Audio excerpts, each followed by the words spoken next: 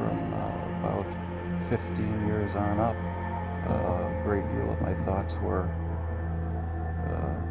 basically unshareable. We are all evil in some form or another. Yes, I am not 100%, but I am evil. My mother was a sick, angry, hungry, and very sad woman. I hated her, but I wanted to love my mother. This is Serial Killing, a podcast. Hello and welcome to Serial Killing, a podcast, where we also veer off the serial killer path to delve into other topics within our beloved true crime community. I want to say a special thanks to some of my patrons: Nanette, Emily, Gabrielle, two Emmas, Galen, Cassandra, David, John, and my girl Judy. Thank you so much. I appreciate you. Now I'm going to go ahead and put my disclaimer down on the table right now. In this podcast, we will be discussing the Marquis de Sade. This goes without saying that there will be heavy sexual themes to this podcast. So if you think that it's going to upset you or trigger you in any way, you can skip this one. It's perfectly fine. We will still be friends, okay? You will not hurt my feelings at all. And another side note is that I took a year of French in high school, but that was many, many moons ago, and I did not retain much of any of it, so I'm going to butcher a lot of names and words in this podcast, so I apologize ahead of time. I mean no disrespect. So Donatien Alphonse Francois Marquis de Sade was born on June 2nd, 1740 in Paris, France. So let's get into some history for that time. And just for general information, this was also a leap year. So King Frederick II of Prussia ended his reign of torture and guaranteed religion and freedom of the press. Ivan VI became the Tsar of Russia. Great Britain declared war on Spain. English evangelist George Whitefield preached to 30,000 people in Boston during the Great Awakening. Jewish people were being sentenced to life in prison in Lisbon, Portugal, and expelled from Little Russia by order of Tsarina Anne. The Dutch Governor-General of the time allowed the murder of 8,000 Chinese inhabitants of Batavia. Caspar Wistar began glass manufacturing in New Jersey this year. Andrew Bedford published the first American magazine, and Benjamin Franklin's General magazine was also beginning to be published. And finally, Alexei Chirikov sighted land in southeast Alaska and then sent men ashore, making them the first Europeans to visit Alaska. So as you can see, this was quite a long time ago. But let's get into it. Now I'm going to refer to the Marquis de Sade as just Sade for the sake of continuity. His father was Jean-Baptiste François Joseph, Count de Sade, and was a diplomat in the court of Louis XV. His mother was Marie Eleanor de Maille de Carman, who was a cousin and lady-in-waiting to the Princess of Conde. So those who might not know, a lady-in-waiting is sort of a female personal assistant, if you will, to a royal or high-ranking noblewoman, but she would still hold an incredibly high status. Together, Jean and Eleanor had 3 children: Caroline, who died when she was only 2 years old, then Sade, and finally Marie Francois, who died in infancy. Sade was their only surviving child to reach adulthood, and he was born into extreme privilege. His family was indeed a very old and noble one. Now, his father was kind of a workaholic, but most sources kind of described him as Now, his father was kind of a workaholic, and most sources sort of refer to him as abandoning the family when Sade was still very young and after his mother left and joined a convent. It is said that his father was, at that time, considered a disgrace to the family because he was bisexual. Now, Sade was born into a strictly Catholic family, of course, and was tended to by servants who basically bent to his every whim. He was quite spoiled and was described as having a rather bad temper that kind of followed him his whole life. One story from his childhood was when he was around 5 years old, he got into a physical altercation with the French prince of the time, and Sade beat him so severely that he was sent to the south of France to be raised and educated by his father's brother, Sade's uncle, the Abbot de Sade. Now, his uncle was in fact a rather high-ranking Catholic priest described as erudite and libertine. Now, erudite meaning that he showed great knowledge, he was highly intelligent, and libertine, well, that means someone who behaves without moral principles or a sense of responsibility, most often when it comes to sexual matters. They also often reject accepted opinions with regards to religion, though I doubt his uncle really followed that. And this, of course, would be pretty representative of the abbot. Now, Sade learned quite quickly that not all men of the cloth took their vows of celibacy seriously. In fact, the abbot had a mistress that lived in the chateau with him. She also had her daughter living there with them, and I'm not entirely sure if the daughter was the abbot's biological daughter, but it doesn't really matter because either way, he was sleeping with her too. Now, seeing his behavior instantly gave Sade a negative view of religion that he retained his entire life. He actually went on to fully hate the church and said that it was all just complete nonsense, nothing more than fairy tales to scare people into complete obedience. Now, Sade spent his years from 5 years old to around 10 years old with his uncle being educated in the usual suspects, along with debauchery, though some sources say that he was enduring this all the way to the age of 14. It is said that the abbot retired around the same time that Sade left his uncle because his mistress had in fact died. Sade was then sent to a private Jesuit school for 4 years. And again, Sade was already very much anti-religion, and his behavior got him in a lot of trouble. His punishments were usually heavy corporal punishment, namely flagellation, which is flogging or beating as a form of discipline. He was also often given this form of discipline publicly with many other students or other people watching. This act would be something he was obsessed with for the rest of his life. So after completing 4 years at this school, he joined the king's military, and his aristocratic family lineage entitled him to much higher ranks. And while in the military, he was part of the 7 Years' War, which was from 1756 to 1763. It was a global conflict that was known as the French and Indian War in the United States. England had officially declared war on France, while the French, British, and Spanish fought over territories in the New World. And then at this same time, Frederick the Great of Prussia was also warring with France, Austria, Russia, and Sweden. Now, from time to time, in his last few years of schooling, and some during the war, Sade had many affairs with many women, and the vast majority of them were sex workers. He was described as having, quote, a passionate temperament which made him eager in the pursuit of pleasure, but had a good heart, unquote. But rumors of the level of sexual perversion he inflicted upon these women began to spread. For the most part, this was kind of excused away as the indulgence of the very rich young man, and for the most part ignored.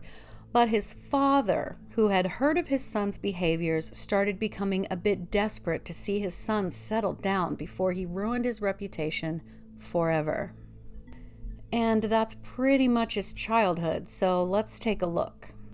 Now, we know that Sade was born into extreme privilege and played with the then prince at a very young age. But his father was all but disgraced for being bisexual. Now, back in the 18th century, that word didn't mean what it does today. Back then, it was kind of an umbrella term for someone born with both sex organs, hermaphrodite and androgyny. I couldn't find exactly what was going on with his father, but regardless, it was frowned upon.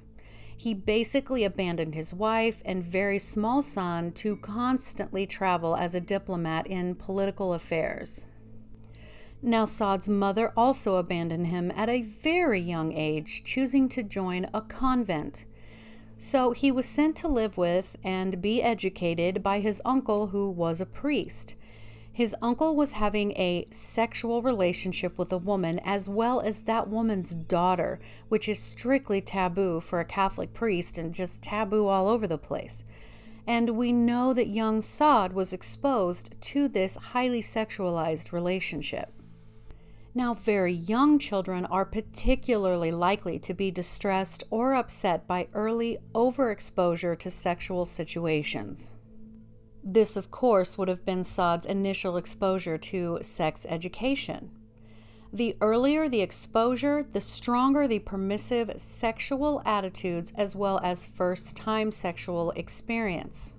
This early exposure can influence a young person's expectations about sex, including what they can expect their partners to be into and vice versa. According to the Australian Institute of Family Studies, quote, gaps between expectations and reality can produce sexual uncertainty about sexual beliefs and values and may also be related to sexual dissatisfaction, anxiety, and fear. The intensity of the exposure may reinforce double standards of an active male sexuality and passive female receptacle. Unquote. Studies have shown that this also is associated with stronger beliefs in gender stereotypes, particularly in males. They are often more likely to view women as sex objects and hold sexist attitudes toward females. Too early exposure also tends to strengthen attitudes supportive of sexual violence, sexual preoccupation, compulsions, and addiction. And let's not forget that Sade's uncle's behaviors as a supposed man of the cloth forever turned him off of religion. Sade spoke about the hypocrisy of it all his entire life after, actually. So, when he was sent to this private Jesuit school, he already had some preconceived ideas about what sex actually was, which were askew for the times, to say the least. And then he was flogged and beaten on his rear end somewhat frequently as punishment for ill behavior. Now, one has to wonder if he acted up on purpose, because this particular act of discipline would be most certainly sexually arousing to him in his prepubescent years. And then he went into the military, but with very privileged posts due to his family ties with royalty and wealth. As he was becoming a grown, young man, his sexual appetite was pretty well established, and this did not escape his father's attention, who did not want the same fate for his son as the kind he had had for himself. So let's get back into it. Sade left the military after the war. As his father had become concerned, he began a campaign to find Sade a rich wife, someone of a comparable social standing. Not to mention, Sade spent money with wild abandon, and he had actually decreased their financial holdings drastically. Sade had actually dated a rich magistrate's daughter, but his father would not hear of that union. But his father was successful in finding a suitable young woman by the name of Renée Pelagie de Montreuil. I can't say her name. And it turned out that they were actually quite fond of each other, and many sources say that he was in love with his wife as much as he could be. However, within the first few months of marriage, he was already having an affair with an actress and invited many sex workers back to his little house, as he called it, which of course was beyond any mansion we've ever known, and then subjected them all to every manner of sexual abuses. He actually delighted in carrying out his deepest, darkest sexual fantasies. And so began Sade's life as a libertine, procuring sexual partners of both genders in his castle. Some of his partners would later complain that he abused them pretty severely, which was enough to put him under surveillance by the authorities. He would get caught, get arrested, get released, rinse and repeat.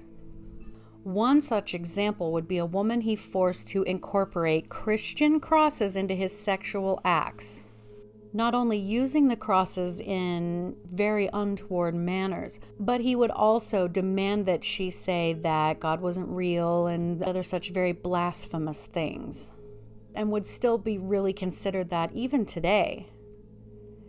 Now, once the woman was able to escape that environment, she went to the police and told them that he had forced her to do and say these things.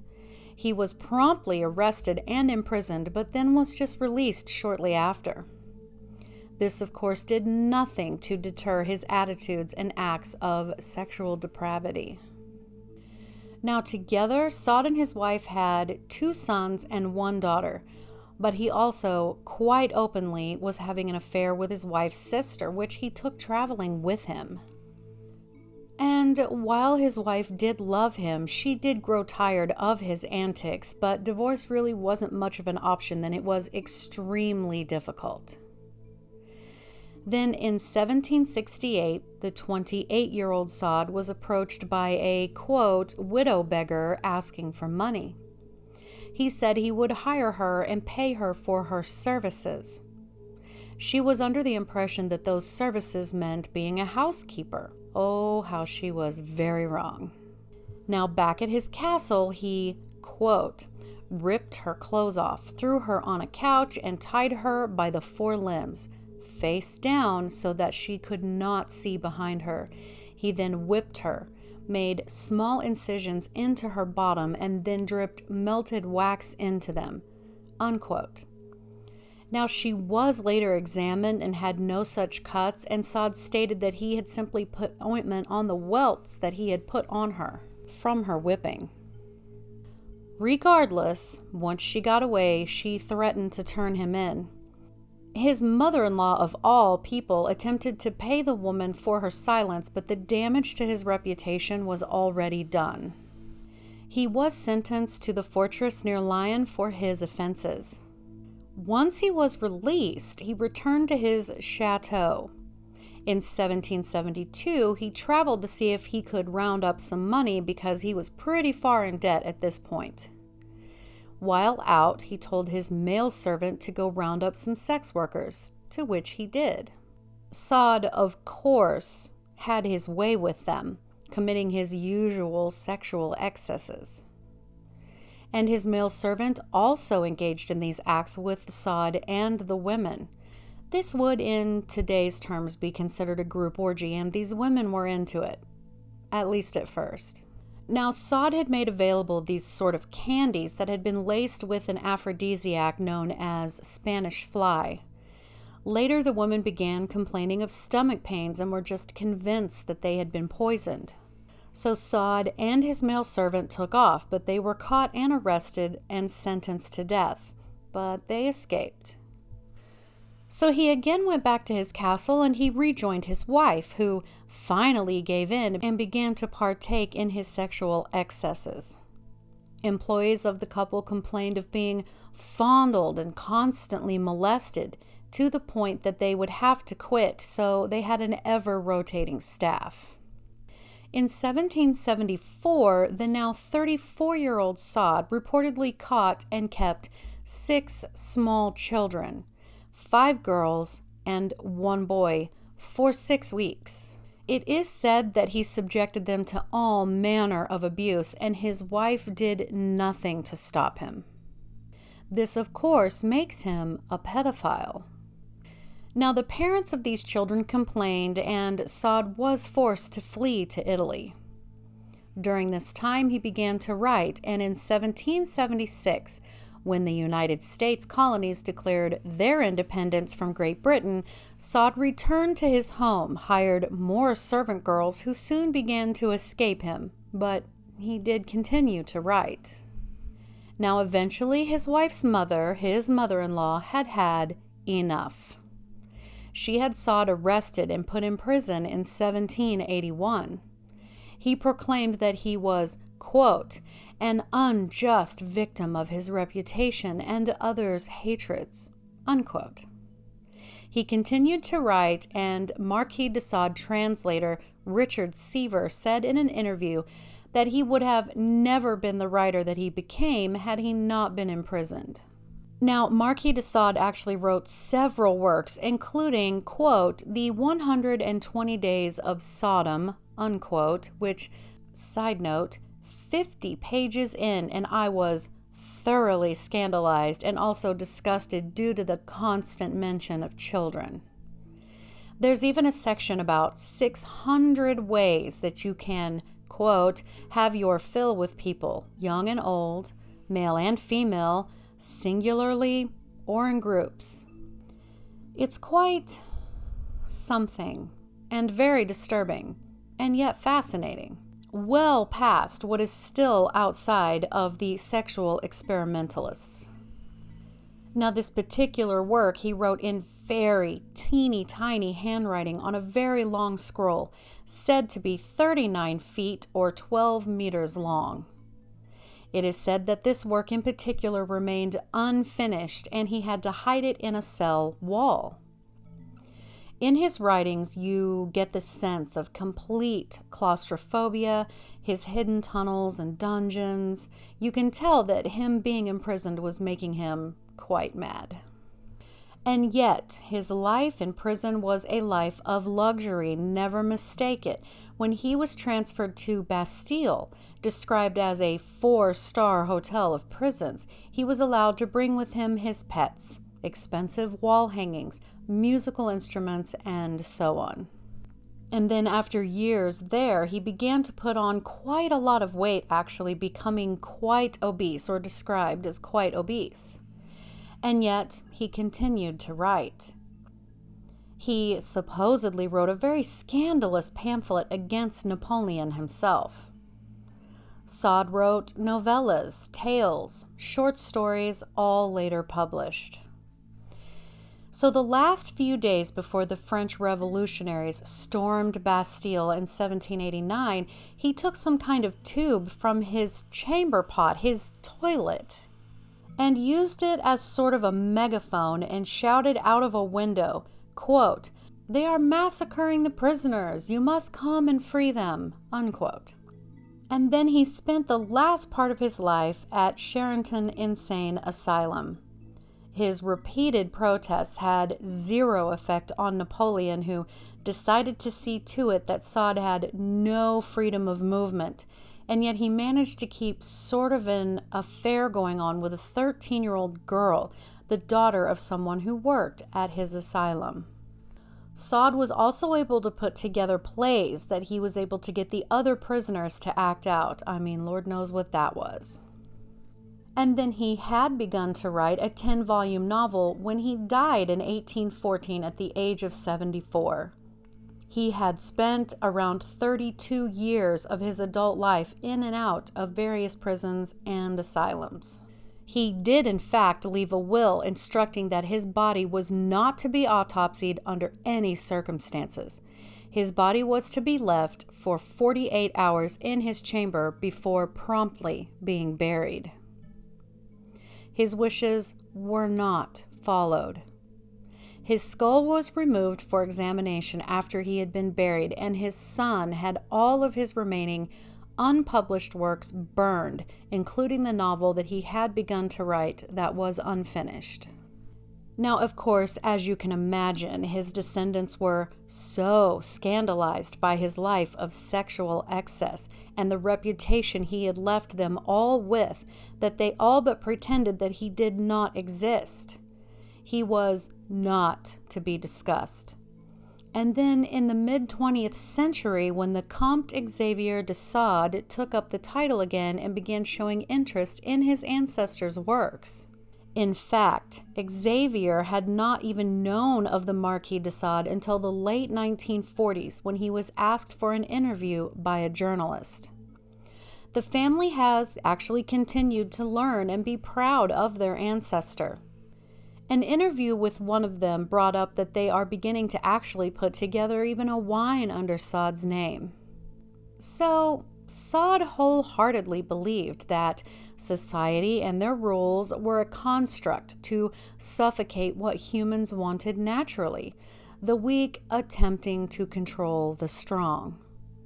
He was well aware of his privilege and felt that he should have been completely free to explore all manner of sexuality and acts. Many experts describe themselves as both disgusted and fascinated by Sade and his philosophies. But make no mistake, though he was a revolutionary of his time with regards to sexual freedom, and we all hail that, he was most assuredly a rapist and a pedophile. And of course, sexual sadism disorder is named after Sade. It is defined as experiencing sexual arousal in response to extreme pain, suffering, or humiliation done non-consensually to others as described by Sade himself. Now, of course, today we think of this as being between consenting adults. A simple Google search will give you the complete list of his available works, and they're pretty much all on Amazon and super cheap if you're interested. Just remember that while some of it is quite stimulating and fun for exploration and ideas, there are aspects of his writing that are, at least for me, completely unacceptable.